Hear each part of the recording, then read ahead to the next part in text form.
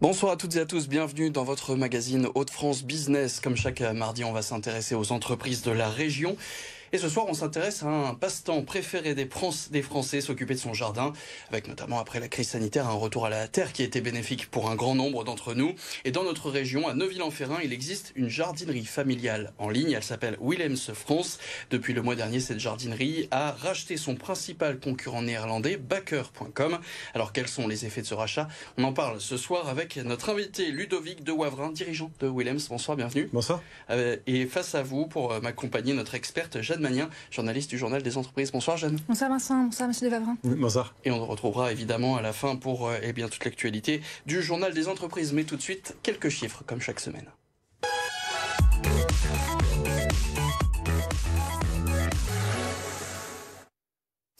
Willems France est aujourd'hui 50 salariés, 300 000 colis par an et 15 millions d'euros de chiffre d'affaires l'année dernière. Alors on le disait, vous avez racheté Bakker.com, c'était votre principal concurrent néerlandais. Concrètement, qu'est-ce que ça va changer pour vous ? Alors c'était un concurrent néerlandais un peu historique en fait, puisque l'entreprise existe depuis 70 ans et ils les avaient rachetés il y a maintenant 30 ans la maison mère de Willems France, donc qui était associée à Willems France. Donc c'est assez amusant parce que aujourd'hui finalement on rachète une marque qui historiquement avait une histoire avec l'entreprise Willems France. Et ça veut dire que vous grandissez ? Oui, clairement l'entreprise Willems France devrait doubler de taille et surtout s'étendre sur 6 pays européens, sachant que jusqu'à aujourd'hui, en fait, on était présent sur le marché français. On était leader du e-commerce sur le marché français, le e-commerce de plantes, en fait, pour le jardin, pour le jardinage. Donc, on est à la fois une PME familiale ici dans la région Hauts-de-France et à la fois un acteur important pour le jardin et dans le monde du jardinage en e-commerce. Et juste un mot donc de Bakker.com, c'était un groupe qui était en liquidation judiciaire. Comment se porte le monde de la jardinerie ?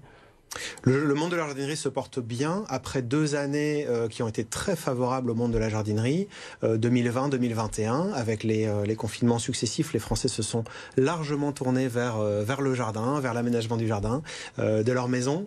Et donc ça a été très profitable et bénéfique au monde du jardinage en général, du jardin. Cette année 2022 est beaucoup plus calme, elle est moins forte. Il y a certainement d'autres envies de la part des Français. Les Français ont lâché les pelles et les râteaux, quoi. Voilà, pour aller peut-être plus au restaurant ou en voyage. Et dans ce rachat, vous avez repris les actifs essentiels, mais ni les locaux ni la logistique de Bakker. Pourtant, vous allez être présent dans 6 nouveaux pays. Comment ça va se passer? Vous avez tout géré depuis le Nord? Vous avez tout Oui, alors on a étudié cette possibilité, effectivement, de reprendre, on va dire, un peu plus que ce qu'on a racheté aujourd'hui. Mais on s'est plutôt concentré sur vraiment ce qui est visible par les clients, par les consommateurs, à savoir la marque, les marques, les sites internet dans les différents pays. Et donc on va s'organiser depuis notre site de Neuville-en-Ferrain à côté de Tourcoing. Et ça va nécessiter évidemment de s'organiser. On va beaucoup embaucher aussi, notamment des personnes qui parlent néerlandais, des personnes qui parlent allemand. Combien de personnes à peu près embauchées ? Alors, on va avoir à la fois des profils qui vont être au sein de l'équipe commerciale et au sein de des équipes web et tout ça. Donc là, il y a, on va dire, plusieurs profils assez spécialistes. Et on va avoir aussi des personnes qui vont être en logistique. Et là, on est plus sur des personnes qui viennent de façon saisonnière. On a une activité extrêmement saisonnière. En fait, comme on vend des plantes, on a une saison d'automne en septembre, octobre, novembre. Puis ensuite, c'est, on va dire, très calme en décembre, janvier. Et ça reprend. Et là, la saison est extrêmement forte de février à fin mai. Puis ensuite, l'été, c'est un peu plus calme. Donc, c'est vrai qu'on a l'habitude d'avoir des personnes qui viennent de façon saisonnière pour renforcer nos équipes. Et est-ce que vous conservez des salariés de Bakker ? Alors, on avait fait quelques propositions, ça n'a pas abouti. Il faut savoir que le marché de l'emploi aux Pays-Bas est extrêmement tendu et en fait, les gens ont déjà tous retrouvé un travail.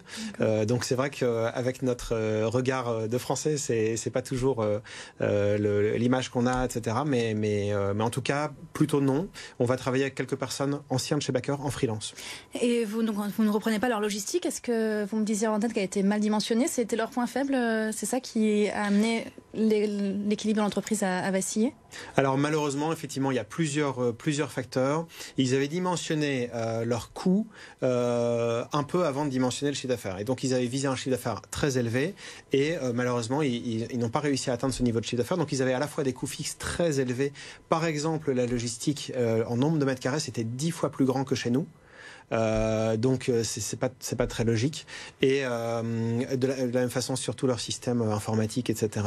Donc ils avaient une dimension très forte en termes de coûts fixes et les coûts variables étaient aussi très élevés par rapport à ce qu'on peut faire. Donc moi l'idée c'est plutôt d'appliquer le modèle économique qu'on fait chez Williams France, l'appliquer à cette nouvelle activité pour internationaliser la PME que je dirige. Et là, vous avez des nouveaux marchés, donc à la fois géographiques avec ces nouveaux pays, mais aussi, apparemment, vous vous renforcez sur les plans d'intérieur. Oui.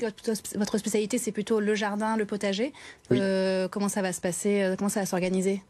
Alors nous, effectivement, il y a une zone de recoupement assez forte entre les marques Williams et Baker, c'est le jardin d'extérieur. Donc c'est vraiment le cœur des ventes chez nous. On vend des plantes pour le jardin, pour le jardinage, pour que les Français puissent se faire plaisir, quel que soit leur niveau de compétence. On les accompagne beaucoup. Et chez Williams, on a une particularité, c'est qu'on est aussi très fort sur le potager. Donc on offre vraiment une très large gamme de graines, de plants potagers. Et chez Baker, la zone du milieu est à peu près la même, on va dire, sur le jardin d'extérieur. Même s'il y a des plantes qui sont différentes et qu'on pourra compléter. Et ils ont une force sur les plantes d'intérieur. Donc ça va nous permettre de monter en compétences et d'avoir une offre très large de plantes d'intérieur. Et Baker.com va donc disparaître pour les Non, pas du tout. On garde la marque Baker.com. Bien sûr. Tout à fait. Elle est très connue et voilà, elle est très appréciée. C'est une question de notoriété dans la stratégie? Absolument. Oui, tout à fait.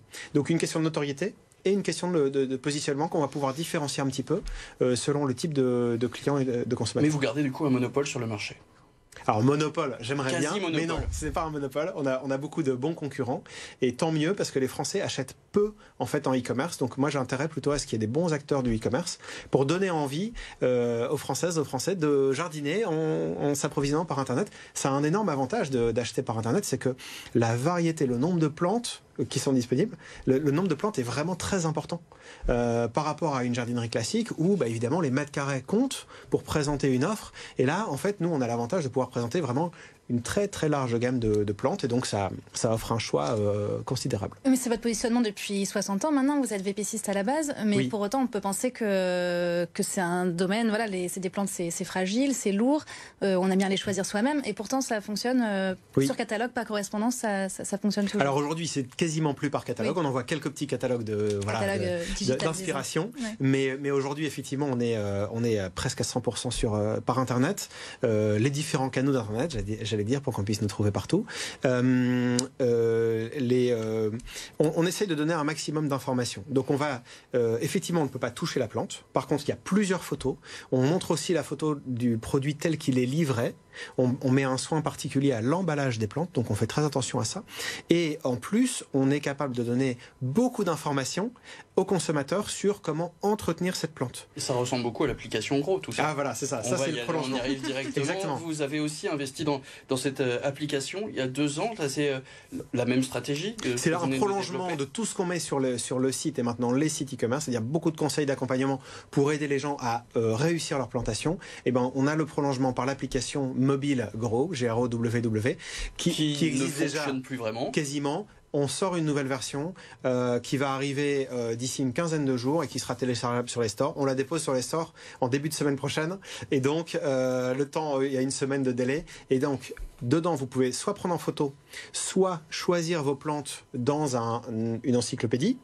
Vous les mettez dans votre jardin virtuel et l'application va donner tous les conseils pour planter, entretenir, arroser en fonction de la météo.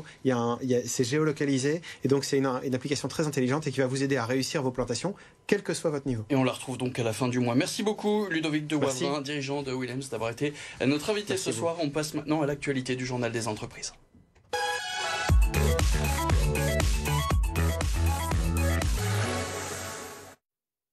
Et cette semaine, Jeanne, vous nous donnez des nouvelles d'Electricity. Oui, tout à fait. Electricity, c'est le pôle régional de Renault autour de la voiture électrique. Il s'organise dans les Hauts-de-France sur 3 sites, Ruitz, Douai et Maubeuge. Et hier était officialisée l'alliance entre le constructeur Renault et le géant chinois Mint pour l'ouverture d'une usine fabricante des éléments pour des pièces pour les véhicules électriques. C'est une co-entreprise qui va demander un investissement de plusieurs dizaines de millions d'euros, disait le dirigeant de Renault, qui sera vraiment géré à la fois par Mint et par Renault. Et c'est la première fois que le Chinois investit en Europe. Bon, le projet a été annoncé, était attendu depuis 1 an, et maintenant on attend que les autorités françaises valident la création du projet pour 2023 normalement. Et qu'est-ce qui va donc sortir de ce site? Alors, ça a l'air assez simple, mais en fait c'est très technique. Ce sont finalement des espèces de racks en aluminium qui vont venir dans les capots pour accueillir les batteries et les tenir et les protéger. Ils feront partie du bloc moteur. L'usine va sortir sur 2 lignes 300 000 pièces de ce type par an, ce qui veut dire autant de véhicules à terme produits, donc c'est vraiment très très conséquent. Et ensuite ça va s'organiser. Donc les racks sont produits à Ruitz, ils partent à Douai où les batteries sont montées par Envision et ensuite l'ensemble est monté dans les voitures à l'usine de Renault de Douai.